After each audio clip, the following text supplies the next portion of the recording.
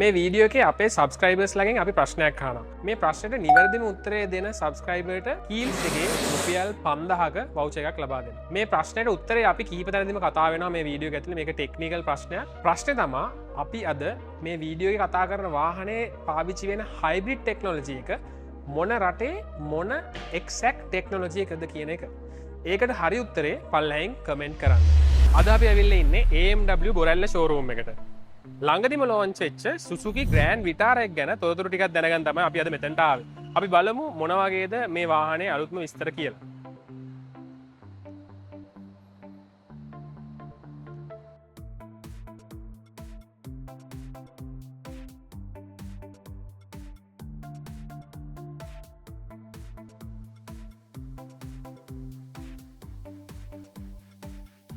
Hello. Hi. Thank you.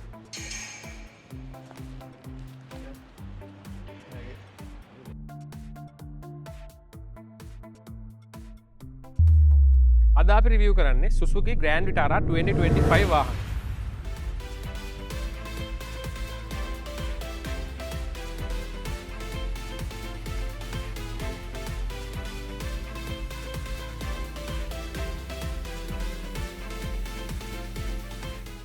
එදදා 1988 ඉඳලා මේ වාහනේ කලින් ජෙනරේෂන්ස් 4ක් ලංකාවට ඇවිල්ලා තියෙනවා.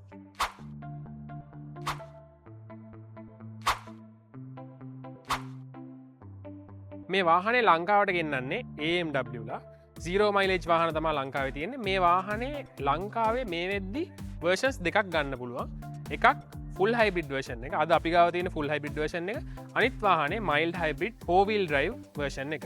මේ full hybrid version එක, ඒ කියන්නේ අද අපි ගාව තියෙන version එක ගන්න පුළුවන් ලක්ෂ 179කට. ඒ වගේ මම අර කියපු mild hybrid version එක, ඒ කියන්නේ 4-wheel drive mild hybrid version එක ලංකාවට 189ක් වෙද්දි ලක්ෂ 189ක් වෙද්දි ගන්න පුළුවන්. මම අර කිව්වාගේ මේ වාහනේ ලංකාවට ගෙන්නන්නේ AMW ලා. AMW ලාගේ මේ වාහනේ ගන්නකොට අවුරුදු 3ක වගකීමක් හෝ කිලෝමීටර් ලක්ෂයක වගකීමක් හම්බෙනවා. ඒකම ලේබර් ෆී එක වේව් ඔෆ් කරපු සර්විසස් 3ක් හම්බෙනවා. ඒ වගේම AMW ලා හරහා ඕගොල්ලන්ට මේ වාහනේට අදාළ ඉන්ෂුරන්ස්, ලීසින් ෆැසිලිටීස් උත් ලබා ගන්න පුළුවන් එක වහලක් යටින්. ඒ එක්කම මේ වාහනේ ඔයගොල්ලෝ ගත්තොත් ඕගොල්ලන්ට නොමිලේම මේ වාහනේ රෙජිස්ටර් කරලත් දෙනවා. මේකත් ඉන්දියාවේ නිෂ්පාදිත වාහනයක්. වාහනේ ෆ්‍රන්ට් වීව් එක ගැන කතා කරොත් මේ වාහනේ ෆ්‍රොන්ක්ස් එක දැකලා තියෙන අයට මේක නිකන් ෆ්‍රොන්ක්ස් එකේ අයියා වගේ ලුක් එකක් තමයි තියෙන්නේ. හැබැයි ෆ්‍රොන්ක්ස් එකට වඩා මේකේ ග්‍රිල් එකයි ඒ ටිකත් එක්ක පොඩි අයිකොනික් ගතියක් ඇවිල්ලා තියෙනවා. ෆ්‍රොන්ක්ස් එකේ හෙඩ්ලයිට් වලට වඩා පොඩ්ඩක් තරමක් දුරට වෙනස් හෙඩ්ලයිට්ස් හම්බෙන්නේ. මේ ඇවිල්ලා ඩේ ටයිම් රනින් ලයිට්ස් ඒ වගේම ඉන්ඩිකේටර්ස්. මෙතන තමයි හෙඩ්ලයිට්ස් එන්නේ. මේකේ ෆ්‍රන්ට් ග්‍රිල් එක ටිකක් ලොකුවට බලා ගන්න පුළුවන්. මෙතන ෆ්‍රන්ට් ග්‍රිල් එකේ ඉස්සරහා තව මවුන්ට් කරලා දෙනවා 360 කැමරා එක.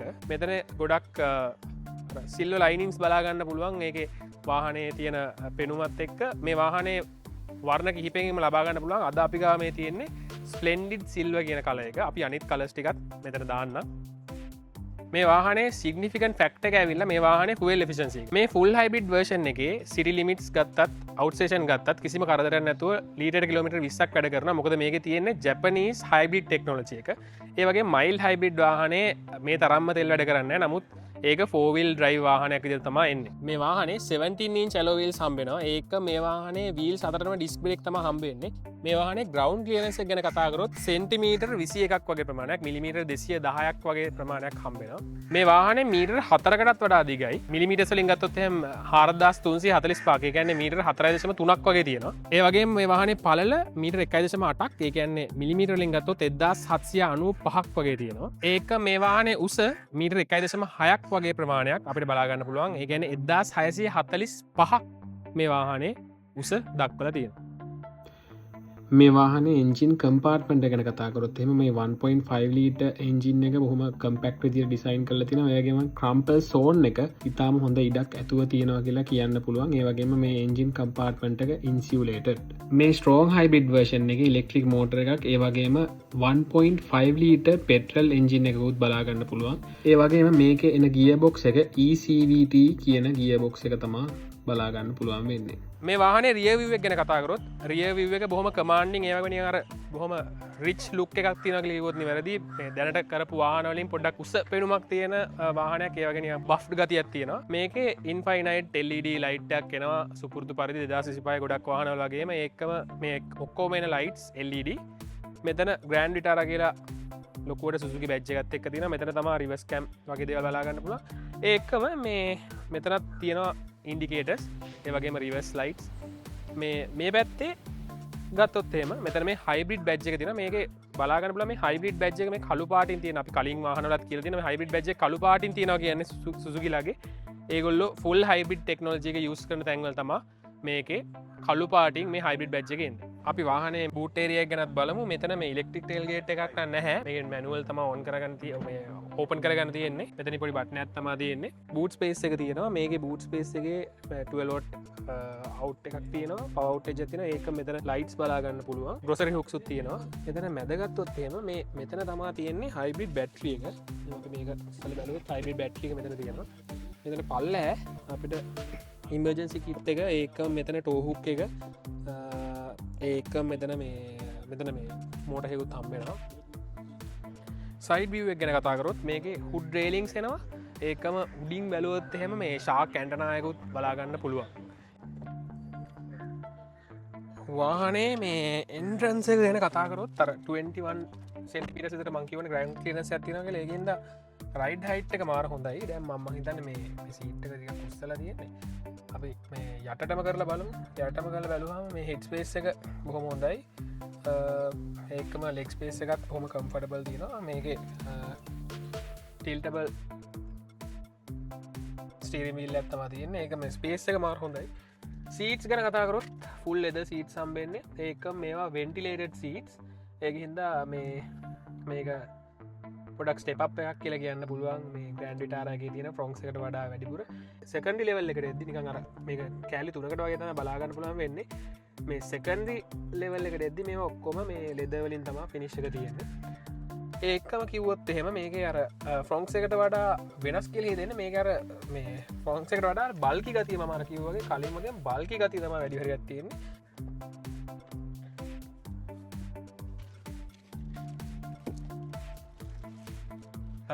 දැන් මම මේ ෆ්‍රන්ට් සීට් එක ෆුල්ම පිටිපස්සට මේ අරන් තියෙන්නේ. මේකේ මේ ගානට වගේ ලෙග් ස්පේස් තියෙන මං අඩි 6ක් විතර උසයි. ඒ වගේම මහත පුද්ගලයෙක් හැමදාම කියනවා වගේ හෙඩ් ස්පේස් ඉනෆ්. ඒ වගේම මේ ලෙග් ස්පේස් උත් මේ ඇවිල්ලා අර අතන මේ ඉස්සරහා ෆුල්ම පිටිපස්සට කරාට පස්සේ ලෙග් ස්පේස් එක. ඒ කියන්නේ අන්කම්ෆර්ටබල් නෑ, ගානට වගේ තමයි තියෙන්නේ. ඒකම පිටිපස්සේ ගැන කතා කරොත් මං හිතනවා මම වගේ අය දෙන්නෙක්ට කම්ෆර්ටබලි යන්න පුළුවන් කියලා. රිය යාවෙන්ස් බලාගන්න පුළුවන්. මේක මගතන සෙන්ට්‍රලි කන්ට්‍රෝල්ඩ රියයාවෙන්ස් තමා තියෙන්නේ. මේ සෙන්ට්‍රල් ඒසි ගත්තම තියන්නේ. එතකොට මෙතන USB-C අවු් දෙකක් තියනවා. USB-C අවු් දෙන එක මෙ මෙතන පොඩි ස්ටෝරේජ් එකක් තියෙනවා. මේක පොඩ ඇතුළටම තියෙනවා. ඒක මේ දොර ගැන පොඩ්ඩක් කියාගෙන යොත්තේ මේ දොර ෆුල්ම ලෙද ඉන්ටිරිය එකක් තමා තියෙන. මේ ලෙද ස්ටිචර්ස්ුයි එක්ක ලෙද ෆිනිෂ් එකක් තමා තියෙන්නේ. ඒක බොහොම ලක්ෂූරියස්. එතන මේ ෂැම්පේන් ගෝල්ඩ් වලින් මේ ලයිනින් එක තියෙනවා. ඒකම බටල් හෝල්ඩ් එක තියෙනවා. ඒකෙන් විශේෂ දෙයක් ගත්තොත් මේ බ්ලයින්ඩ්ස් තියෙනවා මෙතන. මැනුවලි තමයි කන්ට්‍රෝල් කරන්න තියෙන්නේ. හැබැයි බ්ලයින්ඩ් එකක් තියෙනවා. ඒක ටින්ට් එකකට එහා ගිහිල්ලා වැඩිපුර බ්ලයින්ඩ් එකකුත් තියෙනවා. ස්ටීරින් වීල් එක ගැන මේන්ලිම කතා කරලා ඉමු. මුලින්ම ස්ටීරින් වීල් එකේ තියෙන්නේ මල්ටි ෆන්ක්ෂන් ස්ටීරින් වීල් එකක්. දකුණු පැත්තේ තියෙනවා මේකේ cruise control වලට අදාළ settings. මේක adaptive නේ cruise control එකක් normally එන්නේ. ඒක මෙතන තියෙනවා මේ music වලට අදාළ ටිකක්. මෙතන මේ යට level එකේ තියෙන music එකට අදාළ ඒවා, infotainment එකට අදාළ ඒවා. මෙතන මේ මෙන්න මේ left hand side එකේ මෙතන උඩ තියෙන්නේ මේ පේන ඇති මේ cluster එක control කරගන්න පුළුවන්. cluster එකේ තියෙන informations මොනවද කියලා අපිට control කරගන්න පුළුවන් විදිහ තමයි ඒක තියෙන්නේ. steering wheel එකේ මෙතන පල්ලහැට වෙන්න තව තියෙනවා. මෙතන මේ call option එකක්. මේක infotainment එක තමයි අදාළ වෙන්නේ. මේක මෙහෙම උඩට කරාම තමයි මේකේ ෆෝන් එක පෙයා කරලා කෝල් ගන්න, ඒ වගේම මේ අර මයික් එකක් වගේ යූස් කරන්න පුළුවන් ටික තියෙන්නේ. ඒක මේක මේ කියන්න ඕනේ දෙයක් තමයි මේක මේ head up display එක.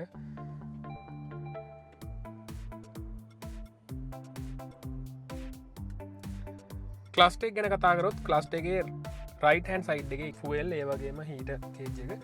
ඒක මේ left hand side එක ගැන කතා කරොත් මේකේ අර මම කිව්වා වගේ මේකේ තියෙන්නේ full hybrid system එක, Japanese technology එක තියෙන full hybrid system එක. ඒකට අදාළව charge eco වගේ power eco and power කියන options ටික දීලා තියෙනවා. මැද ගත්තොත් මේ මෙතන පේන ඇති වම් පැත්තේ උඩින් EV කියන option එකෙම දීලා තියෙනවා. මේක දැන් අපි වාහනේ start කරාම කිසිදු සද්දයක් බද්දයක් නැහැ. මේක full EV mode එකේ තමයි තියෙන්නේ. ඒක මැද මේ speedometer එක තියෙනවා. යටට වෙන්න තමයි odometer එක තියෙන්නේ. මෙතන මම කලින් කිව්වගේ ස්ටියරින් වීල් එකේ left hand side එකෙන් අපිට පුළුවන් මේකේ මේ මාරු කරන්න. මෙතන trips වල values මොනවද, ඒක මෙතන settings බලා ගන්න පුළුවන්. මේ units වගේ දේවල් ඒකම ලයිට් ඔන්න දැන් ඔන්නුන එන්ජින් එක ඊට පස්සේ මෙතන දැන් අපි ෆුවල් පොඩ කඩුව මෙතන ඉන්ඩිකේට් කරන මොක්කරි ප්‍රශ්නයක් තියෙනවන කම ෆුවල් ඉකනොමියක හිස්ට්‍රිය එකක් පෙන්නවා අන්තිම විනාඩි 15 වගේ වෙනකම්ම ඉන්ෆෝටේන්මන්ට් සිස්ටම් එක ගැන කතාකරොත් මේක මේ තියෙන හෝම් එක අපි දැන් මේ හෝම් එකේ තමයි ඉන්නේ මේකට ගියාම මේක පෙන්නවා මේකේ රේඩියෝ එක ලංකාවට වැඩ කරනවා සමහර වැඩ කරන්නේ රේඩියෝ එක තියෙනවා ඒක මෙතන අර ක්වික් ඇක්සස් කරන්න පුළුවන් මේ වගේ ගියාම එතන තියෙන Wi-Fi ඒකම මේ අර ඩේට් ෆෝමැට් එක වගේ දේවල් ඒක මෙතන කනෙක්ට් කරන්න පුළුවන් මේක ඩෑෂ්බෝඩ් එක වෙනම ගන්න පුළුවන් මේ තියෙන්නේ ස්පීඩ් එක එතකොට ෆුවල් ඉකොනොමි එක වගේ දේවල් එනර්ජි ෆ්ලෝ එක වෙනම ගන්න පුළුවන් මෙතන මේ තියෙන කොයි විදිහට එනර්ජි ෆ්ලෝ එක දැන් වෙන්නේ කියලා දැන් මේ ෆුල් මේ එන්ජින් එකෙන් තමයි අපි දුවන්නේ මේක බැටරි එක charge කරනවා ඒකම මෙතන මේ කන්ට්‍රෝල්ස් ගන්න පුළුවන් මේ ඇම්බියන්ට් ලයිටිං වෙනස් කරන්න වගේ දේවල් ඒටික ෆුල්ම මෙතින් ගන්න පුළුවන් බ්‍රයිට්නස් එක අඩු කරගෙන මේ එතකොට ඊට පස්සේ අපි ආපහු ගියොත් එහෙම මෙතන වයර්ලස් charge එක on off කරන්න පුළුවන් ඒක මම වයර්ලස් charge එක තියෙන තැන පෙන්නන්නම් ඔයගලන්ට ටයර් ප්‍රෙෂර් මොනිටරින් බලා ගන්න පුළුවන් මේ තියෙන ටයර් ප්‍රෙෂර් එක මොනිටර් කරගන්න පුළුවන් ඊට අමතරව අපි ආපහු සැරයක් ගියොත් එහෙම මේකේ මෙතන Apple CarPlay ඒ වගේම Android Auto දෙකම වයර්ලස්ලි කනෙක්ට් කරගන්න පුළුවන් ඒක ස්පෙෂල් දෙයක් මේක සමහර වෙලාවට සමහර වාහන දැන්ට එන්නේ නැහැ ඒ දෙකම ඒ ටික තමයි මේන්ලිව මේක කියන්න තියෙන්නේ මේකේ ඕඩියෝත් බොහොම හොඳයි අපි මේකේ ඕඩියෝ සිස්ටම් එක මොකක්ද කියලා නම දාන්නම් යටි ඒ ටික තමයි අපිට මේන්ලිව මේකේ කියන්න පුළුවන් දේවල් සෙන්ටර් කන්සෝල් එක ගැන කතා කරොත් එහෙම සෙන්ටර් කන්සෝල් එක බොහොම සිම්පල් ඇත්තම කිව්වොත් එහෙම මෙතන මෙතන තියෙන හසාඩ් ලයිට්ස් ඔන් කරන්න ඊට පස්සේ මෙතන AC කන්ට්‍රෝල් මෙකැනිසම් එක තියෙනවා මේ පැත්තෙන් තමයි මේ බ්ලෝවර් එක වැඩි කරන්නේ ඊට පස්සේ මේ පැත්තෙන් තමයි ටෙම්පරේචර් එක වැඩි කරන්නේ මෙතන සර්කියුලේෂන් ඔන් ඔෆ් කරගන්න පුළුවන් AC එක ඔන් ඔෆ් කරගන්න පුළුවන් කම්ප්ලීට්ලි AC එකම ඕෆ් කරගන්න පුළුවන් ඔටෝ ෆීචර් එක තියෙනවා ඔටෝමැටික් ටෙම්පරේචර් එකට හදාගන්න ඒකම ෆ්‍රන්ට් ඇන්ඩ් රියර් ඩිෆ්‍රොස්ටේෂන් තියෙනවා ඒක මෙතන තමයි මෙතන තමයි මෝඩ්ස් ටික තියෙන්නේ ඇති මෙතන මෝඩ්ස් ටික තියෙන්නේ ඒක මේ පල්ලෙහාට ගියාම මෙතන මේ ඔප්ෂන්ස් වල තමයි මම හිතන්නේ ඉඩ දීලා තියෙන්නේ හැබැයි මෙතන මේ අනිත්‍ය බෑනම් ෆීචර් එක දීලා නැහැ මෙතන තියෙනවා මේ තියෙන්නේ මේ ට්‍රැක්ෂන් කන්ට්‍රෝල් එක ඔන් ඔෆ් කරගන්න මේක තියෙන්නේ traction control on and off මෙතන ඇතුළට වෙන්න තියෙනවා මේ 12 වොට් අවුට් එකක් තියෙනවා ඒකම මේ පැත්තේ මේ තියෙනවා USB A අවුට් එකක් තමයි තියෙන්නේ මේව නිකන් මේ සීල්ඩ් විදිහට තමයි තියෙන්නේ ඒක මෙන්න මෙතන තියෙනවා මේ වයර්ලස් charging spot එක මම අර කලින් කිව්වේ ඒක අපිට on off කරගන්න පුළුවන් ඉන්ෆෝටේන්මන්ට් එකෙන් ගිහිල්ලා මේක මෙතන මේ බටන් එකේ එබෙන්නේ නැහැ මේ තියෙන්නේ ගියර් ලීවර් එක මෙතන අතර ෆ්‍රොන්ක්ස් එක වගේම තමයි මෙතන ඉස්සරහින් තමයි තියෙන පොඩි බටන් එකක් ඒක ඔබලා තමයි මෙහෙම ගන්න පුළුවන්කම තියෙන්නේ මේ ගියර් ලීවර් එක ඊට පස්සේ මෙතනට ආවට පස්සේ full EV mode එකකට මේක යන්න පුළුවන් මම අර කිව්වනේ මේක full hybrid mode එක full hybrid වාහනයක් කියලා full hybrid ඉඳන් මේකේ full EV mode එකට යන්න පුළුවන් ඒකම මම අර අපි driving වලදී පෙන් driving experience එක share කරන තැනදී පෙන්නන driving mode එක මෙතන වෙනස් කරගන්න පුළුවන් මෙන්න මෙතන තමයි මම කියවන ventilated seats හම් වෙන්නේ මෙතන මේ අපි මේ ක්ලික් කරොත් එහෙනම් මේකේ levels 3කට heats ventilate කරගන්න පුළුවන් ඇත්තටම ලංකාව වගේ සමකාසන් රටකට මම හිතන්නේ හොඳ option එකක් මෙතන cup holders දෙකක් එනවා මේ වගේ conventional hand brake එකක් තමයි බලා ගන්න පුළුවන් එන්නේ එක මෙතන hand rest area එකේ storage එකක් බලා ගන්න පුළුවන් මේක අපිට ඉස්සරහට පස්සට කරන්නත් පුළුවන් මේකේ මේ මෙතන සෙන්ටර් එක කතා කරොත් මෙතන අපිට පුළුවන් සන්ග්ලාස් හෝල්ඩර් එකක් තියෙනවා ඒක මෙන්න මෙතන තමයි තියෙන්නේ sunroof and moonroof control එක මේකේ අපි මෙතන lights දෙකකුත් තියෙනවා මේ lights මේ reading lights ඒක මේකේ මේ පැත්තට මෙතන නම් reading මෙතන නම් අර මේ මොකක්ද ඒකට කියන්නේ vanity lights වගේම හම්බෙන්නේ නැහැ මෙන්න මේ මෙතන තමයි තියෙන්නේ මේක මේ moonroof එක නිකන් open කරගන්න එක මෙන්න මේ පැත්තට pull කරන්න තමයි තියෙන්නේ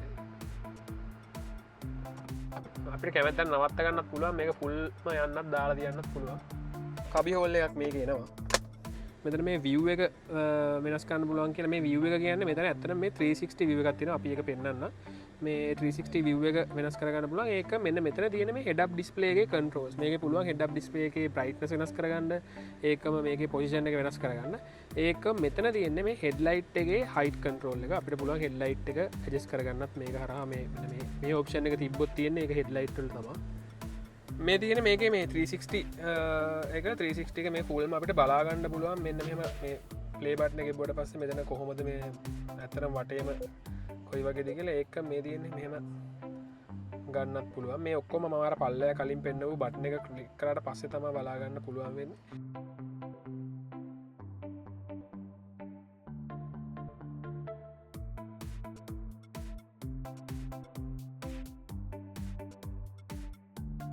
මෙතන තුනක් තියෙන ඩ්‍රයිව් මෝඩ්ස්. පළවෙනි එක නෝමල්, ඊට පස්සේ ඉකෝ and the other one is power. ඒක ඇවිල්ලා ස්පෝර්ට්ස් මෝඩ් එක කියලා කියන්න පුළුවන්. අපි දැන් ස්පෝර්ට්ස් මෝඩ් එකේ, ඒ කියන්නේ පවර් මෝඩ් එකේ කොහොමද ඩ්‍රයිව් එක කියලා බලමු.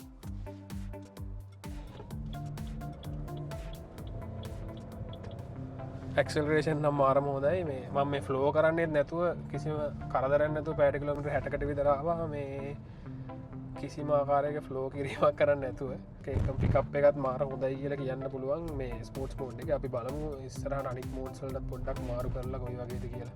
මේ දැන් ඉන්නේ EV මෝඩ් එකේ. දැන් අපි EV මෝඩ් එකේ අර වගේම මේ එන්ජින් සවුන්ඩ් එකක් එන්නේ නැහැ. හැබැයි මේ ඇක්සලරේෂන් එක පොඩ්ඩක් ඇක්සලරේෂන් හොඳයි, අර තරම් නෑ, පොඩි ලිමිටඩ් ගතියක් දැනෙනවා. හැබැයි ඉනෆ් මං හිතන්නේ ඉතින් මේක ගොඩක් වෙලාට අර ඉකෝ කියන තැනින් උඩට යන්නේ නැහැ. මේක හයිබ්‍රිඩ් වාහනය නිසා. ඒකත් අර සිටි ලිමිට්ස් වල දුවද්දි මං හිතන්නේ කන්වීනියන්ට් and ඉනෆ් ලෙවල් එකේ තියෙනවා.